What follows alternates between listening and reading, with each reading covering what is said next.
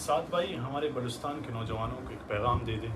ایک ایسا پیغام دے جو ہمارے نوجوان فحاشی کی طرف پہنچ جا رہے ہیں، ان کے لیے کوئی پیغام۔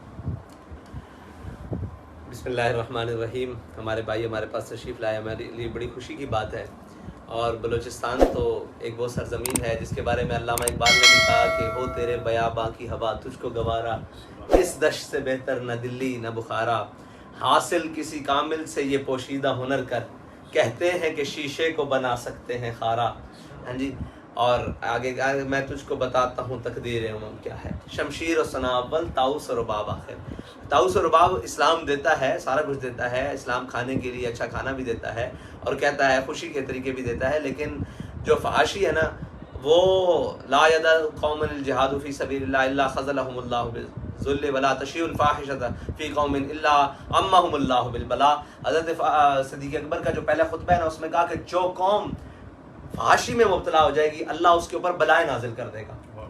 اگر بلوچستان کے نوجوان فحاشی اوریانی یہ ساری چیزیں چھوڑ دیں گے تو یہ جو کچھ بھی وہاں کی بے راروی ہے، مارا ماری ہے اور ایک بے یقینی کی فضا ہے، اگر یہ اپنے آپ کو ان ساری چیزیں چنگل سے نکال دیں اور تہذیب ہنود و یہود اور جناب تہذیب ہندو اور اس سے سارا کچھ پاک کر لیں اور یہ کہیں کہ جناب وہ اقبال نے کہا نا کہ پاری تیرے چشموں کا تڑپتا ہوا سیماب، مرغان سحر تیری فضاؤں میں ہے بیتاب، اے وادی لولاب، گر صاحب ہنگامہ نہ ہو ممبر و محراب، دی بندہ مومن کے لیے موت ہے یہ خواب۔ تو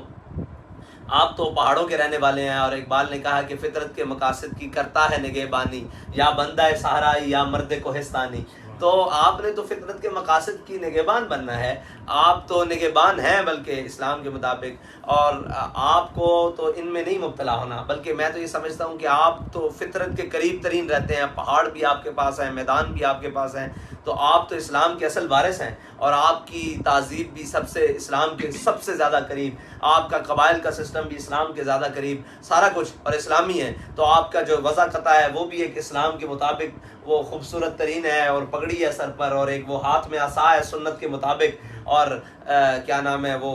بکریوں والا ایک رواج اور پوری وہ جو تہذیب ہے مکمل، تو آپ تو اسلام کے قریب ہیں، آپ اپنی تہذیب کو چھوڑ کر اس تہذیب کے پاس کیوں جا رہے ہیں؟ وہ اقبال نے کہا جو بھی شاخ نازک پہ آشیاں بنائے گا ناپائیدار ہوگا، یہ تہذیب خود اپنے خنجر سے خودکشی کرے گی، وہ تہذیب تو خود مٹنے والی ہے۔ آپ اسلام کی تہذیب کو چھوڑ کر اور ایمان کی چاشنی کو چھوڑ کر کہاں گم ہیں؟ میں تو سب کو کہوں گا کہ اس فحاشی اور طاؤس و رباب سے نکل کر ایک دفعہ اسلام کے دامن میں دوبارہ آئیں، اسلام آپ کو عزت دے گا۔ اسلام نے تو آپ کے پاس تو مکران اور یہاں تک صحابہ کرام تشریف لائے ہیں، تابعین تشریف لائے ہیں، تبع تابعین، آپ کے پاس تو اسلام مجاہد لے کر آئے ہیں، تو آپ کی زندگی تو مجاہدانہ ہونی چاہیے۔ جیسے اقبال نے کہا کہ اے شیخ بہت اچھی مکتب کی فضا لیکن بنتی ہے بیاباں میں فاروقی و سلمانی، تو بیابان تو آپ کے پاس موجود ہے اور فاروقی و سلمانی کی روح کی ضرورت ہے۔ اور پھر اقبال نے خود ہی کہا کہ مٹایا کیسر و کسریٰ کے استبداد کو جس نے، وہ کیا تھا؟ زور حیدر، فقر بوذر، صدق سلمانی۔ اور اقبال کہتا ہے سبب کچھ اور ہے جس کو تو خود سمجھتا ہے۔ اگر آپ خود سمجھتے ہیں نا کہ یہ نام ہمارے اوپر یہ آ گیا یہ آ گیا، نہیں، اقبال کہہ رہا ہے سبب کچھ اور ہے جس کو تو خود سمجھتا ہے۔